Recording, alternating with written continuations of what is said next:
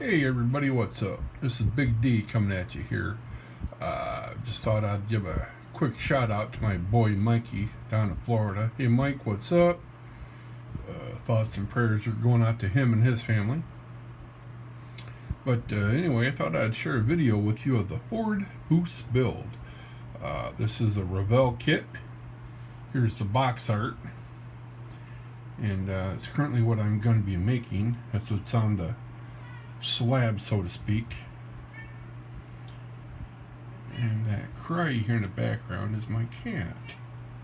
He's crying for attention, and I just gave him some, and now he's wanting more.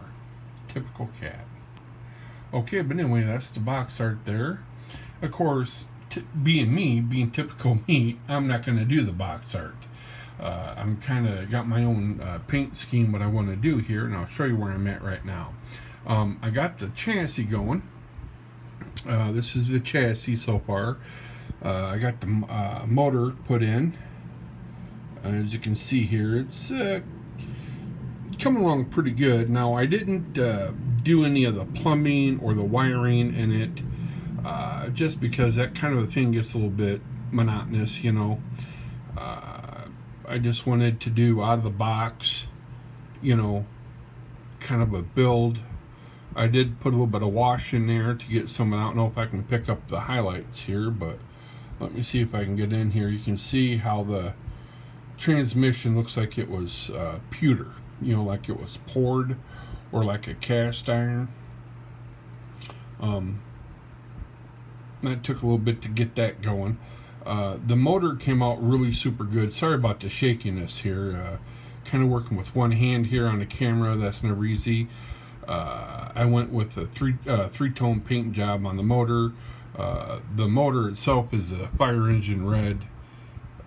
Calipers and rotors, I still need to give those a good wash and weather those up. But as you can see, I got the engine going pretty good. I went with a flat aluminum and a chrome silver.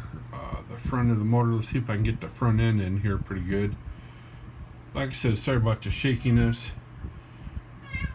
And there's my baby crying for me. Of course, he ain't gonna quit until I pet him. Hang on here. There we go. It's a good look at the front of the motor. That came out really super detailed. This kit just comes out really super good, you know. The Foose build, this is the first one I've done. It's a Foose build.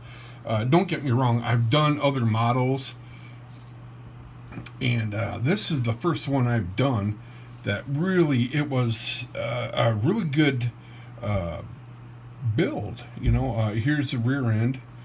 Let me see if I can't turn that around for you here. Hang on. Working with one hand, kind of handicapped here. But yeah, it's got suspension here. Came out really good, really detailed, really nice.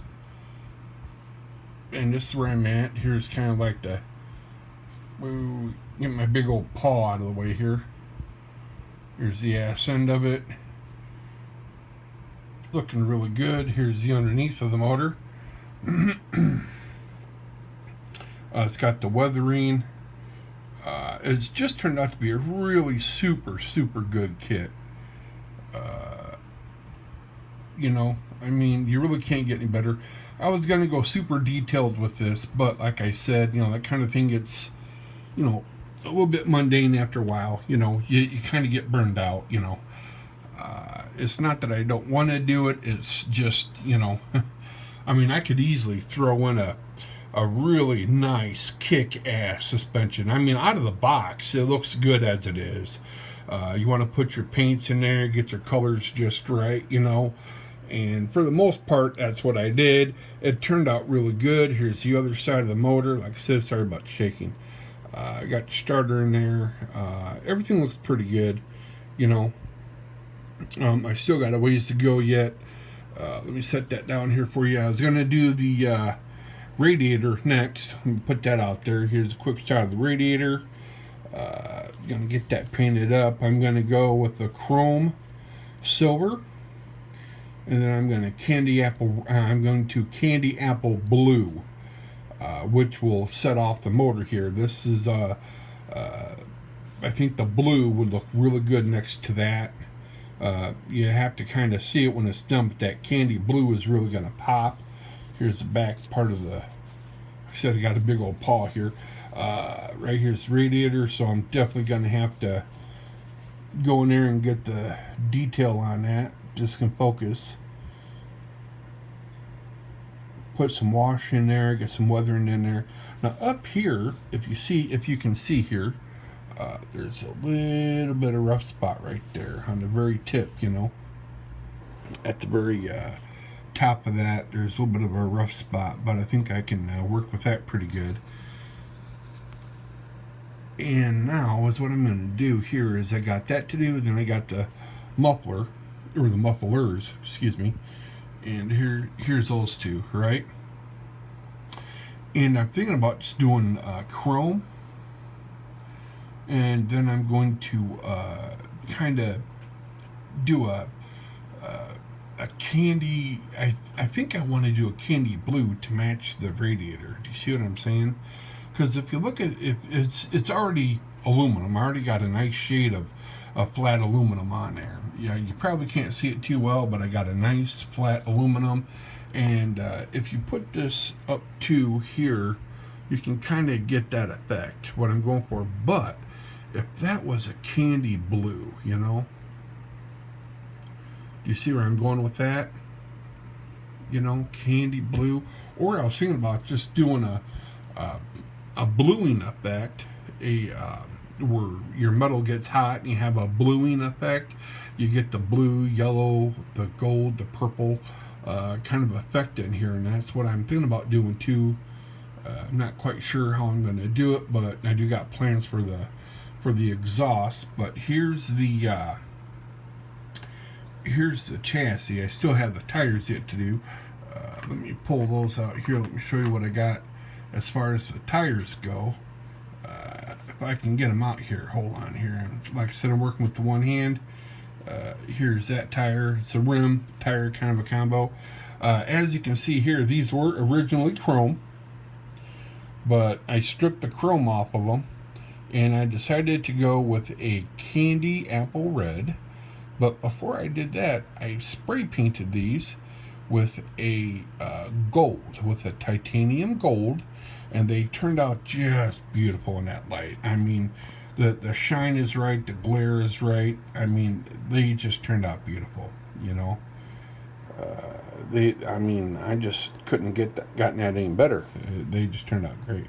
Except a little notch right there. I can't have that. I'm going to have to fix up that little notch right there. It kind of really not my cup of tea to have that, you know. Even though you're not going to be able to see it from a distance, I know it's there, so, you know, kind of I'm going to have to fix that up and get that going. Here after a little bit, I'll get going on some of these parts here, and I will show you what it looks like as I progress. This will be one of many videos to come. I'm going to do other videos. Of course, I have a couple of other irons in the fire, so to speak. Just a quick rundown of what I'm doing here. I got like I said, it's the Ford Foose on deck. That's my booth in the background where I do all my spraying, you know. It's quite used, quite dirty. You know, just some of my building supplies I have, you know, and whatnots. And over here I have my other stuff here. I got my modeling and wire cutters. You know, I was going to wire it, but, you know, I decided not to. My model parts and pieces. Here's my air compressor. It's a pretty good air compressor, not too bad.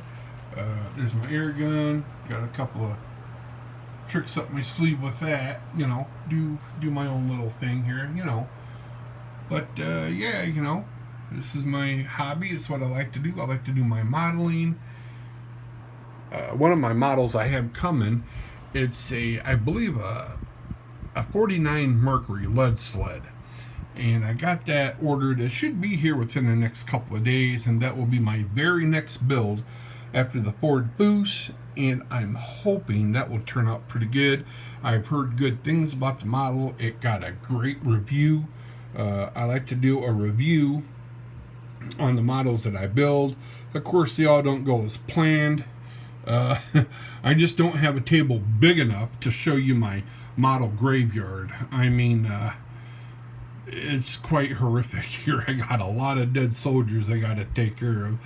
In fact, one of my projects coming up here is I'm going to get a tub, like a plastic tote, and submerge all my dead soldiers in purple power. It's like a degreaser cleaner. You can buy it at a hardware store, many automotive stores. It's called Purple Power, and I'm just going to submerge. Dude, I got more than 15, 20 dead soldiers, and I'm going to submerge all those models in there and hopefully start from scratch. I'm going to have to get them all bare bone and redo them. I got a F-14 Tomcat. It came out good, except the finish didn't go quite right. I didn't have my air gun set properly, and I ended up orange peeling it and tried to fix it, and then naturally when you go to fix orange peel or if you try to do any kind of repair work to a model, it just doesn't go good. It just doesn't go good at all. But anyway, I got the 49 Merc coming. That's next on the block. Here's the Roush motor. I believe this is a Coyote motor that they put in here. I'm not sure. I believe they call it a Coyote motor. Well, it's Roush motor. That's what the decals say anyway.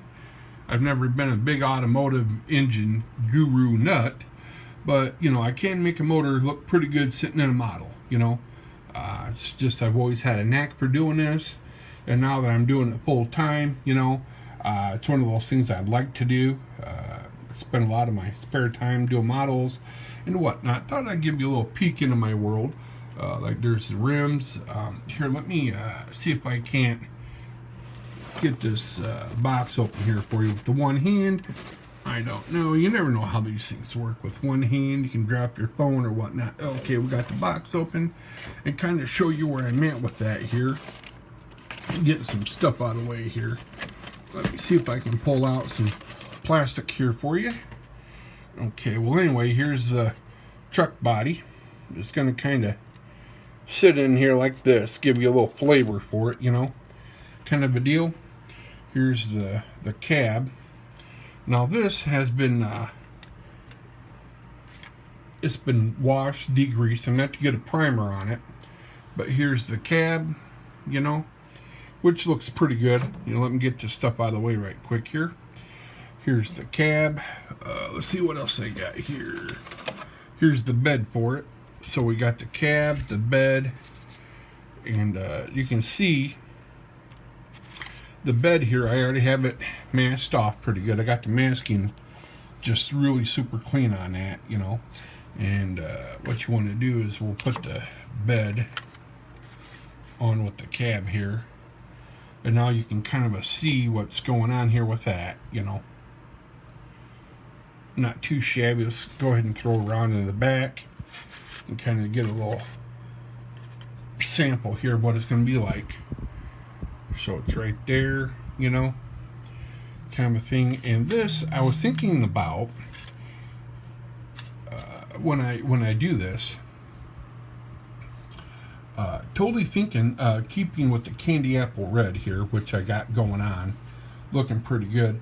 I'm thinking a two-tone here. Okay, so I'm thinking about getting this primed up, putting a nice gray primer on it.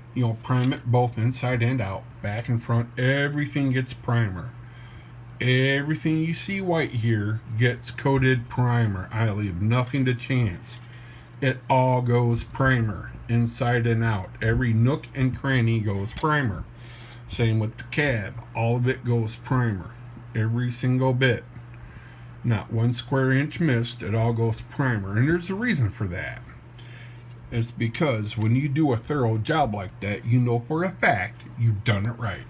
I've seen too many modelers and people on their YouTube accounts or whatever. They say that they do a really good job, but man, they miss some of the basics. And one of the basics is 100% coverage. No matter if it's the primer or if you're just painting part of it, make sure you get every single, I mean everything. And the key is not to go too heavy, but not go too light either.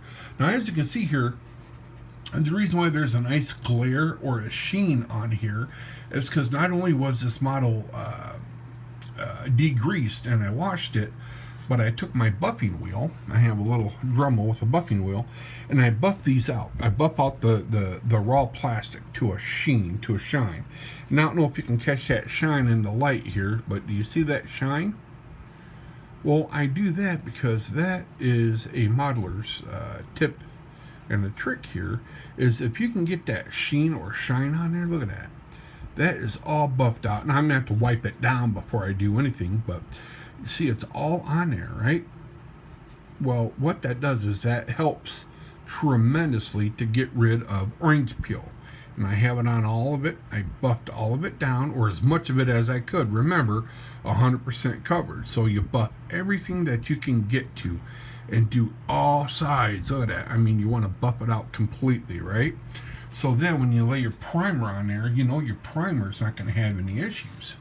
You know, you want a dust-free environment, you know, and you lay your primer on there. I'm going to go with a gray primer, and I'm going to let that outgas for about, 2 days. Let it dry, bone dry for 2 days, right? And then the color I'm going to go with is a, here, I got the color right here. If I can get this open here, hold on here. Let me get you a video of my chassis while I'm trying to get this box open here. I hate it when people don't have good camera control, and I'm not one of them. But here, this is what I'm about ready to use. I use nothing but Tamiya paints, man. Tamiya all the way. I'm a huge Tamiya fan. You can call me a fanboy if you want to, but I'm going to be using a titanium gold. All right. To give you an example of what I'm going to do. Now, this is just, by no means are these finished, right? I got a couple of test spoons here, and let me show you what I mean here. I got just a shit ton of test spoons I do. Now, remember, this is dirty. I haven't primed it or done anything to it. This is just a rough spray, and this is what I'm going for.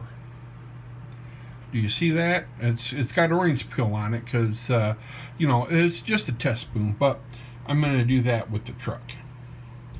And so you need your primer. Get your primer on there. Prime it gray. And then you're going to use your titanium gold, which this is. You might have to get another bottle. I can get 2 models this size out of this one jar. Okay? And once you put that on there, you gotta let it dry. Let that dry. Let the titanium dry. Let it outgas. Bone dry. I can't emphasize that enough. Then you go and hit it with the, hang on here, I got paints everywhere. Then after you put the titanium gold on it, boom, you want to hit it with the, this is clear red or candy apple red, however you want to say it. Again, this is Tamiya X27 clear red. You're gonna clear red, right? You're gonna put that on there. And the reason why I go with the red first is because I want that red look before I put any kind of finish on it or any kind of outline black. See that outline black there? How it just really makes it pop? Well, you put the candy apple on here first. You want a candy apple red, this whole thing, like you're going to finish it out. Let that sit and dry. Remember, bone dry. That's why these models take 3, 4, 5, 6 days, hell, even a month sometimes. It's not that it takes a long time to paint. You got to let them dry and let them outcast. Once it's dry, you then go back in with your, now I like to use semi-gloss black, or you can use a flat black.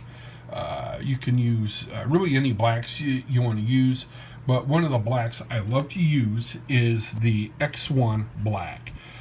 This is the Tamiya X1 black, and what I'll do is I will just go along the bottom edge here. See, I'll just go along the bottom edge with the black, just around by the fender, just the very bottom edge, the bottom edge of the door, and I'll use an upward spraying motion to get that kind of a cherry effect. Do you see?